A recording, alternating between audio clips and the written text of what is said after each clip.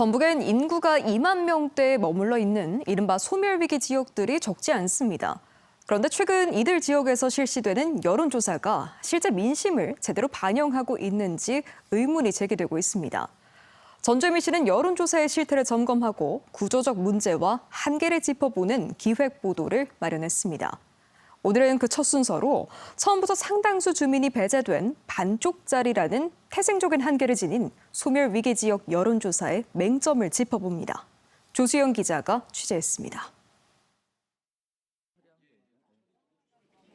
선거철마다 진행되는 정치 여론조사는 통상 시군별로 500명을 표본으로 민심을 묻습니다.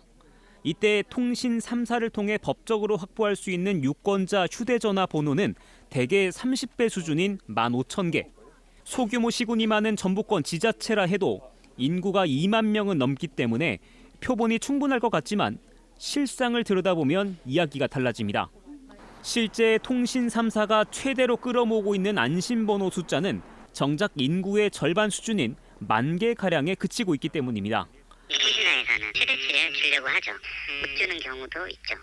지난달 전주MBC가 진행했던 여론조사만 보더라도 진안과 무주, 장수 등 소규모 시군에서 추출된 안심번호는 10,000개를 겨우 넘겼습니다. 유권자의 절반이 본인 의사와 관계없이 여론조사 설계 단계부터 배제되고 있다는 뜻입니다. 그렇다면 어떤 유권자들의 목소리가 지워지고 있는 걸까? 알뜰폰 가입자들 있잖아요. 그건 전체가 다 빠지는 거죠. 정부 조사에 따르면 통신 3사와 별개인 알뜰폰 가입자는 지난해 처음으로 1,000만 명을 돌파했습니다. 전체 가입자의 20%가량에 해당하는데 여론조사에서 원천 배제되는 겁니다. 여론조사 전화 혹시 받아보신 적 혹시 있으신가요? 아니요. 알뜰폰이나 이런 건 아니죠? 저는 알뜰폰 쓰고 있어요. 구조적 요인은 또 있습니다. 투표는 주민등록상 주소지를 기준으로 하지만 여론조사는 휴대전화 요금 청구지를 기반으로 번호를 추출합니다. 이 때문에 특히 타지에 사는 자녀들이 요금을 내주는 경우가 많은 농촌지역 노령층 주민일수록 가상번호 추출 대상에서 제외되는 것입니다.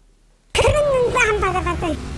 요금? 네. 우리 딸이네요. 다른 따님은 어디 계세요? 저 되고요. 혹시 여론조사 전화 혹시 최근에 받아보신 적 있으세요? 몰라요. 전혀 없으세요? 네. 휴대전화 요금 있잖아요. 지금 누가 내고 계세요? 아들이 내고. 아드님이 혹시 대기 진단이 아니신가요? 네, 전부. 이렇게 배제되는 절반의 인구, 이들의 성별, 연령별, 소득별, 그리고 정치적 성향에 대한 통계학적 분석은 이루어지지 않고 있습니다. 대도시 여론조사가 이렇게 넓은 바다에서 그물을 던져 민심을 고르게 건져 올리는 방식이라면 소도시 여론조사는 작은 연못에 가깝습니다. 우연히 잡힌 일부 표본이 전체 민심처럼 해석되는 착시가 발생할 수 있고 이렇게 누락이 커질수록 그 왜곡 가능성도 함께 커지는 구조입니다.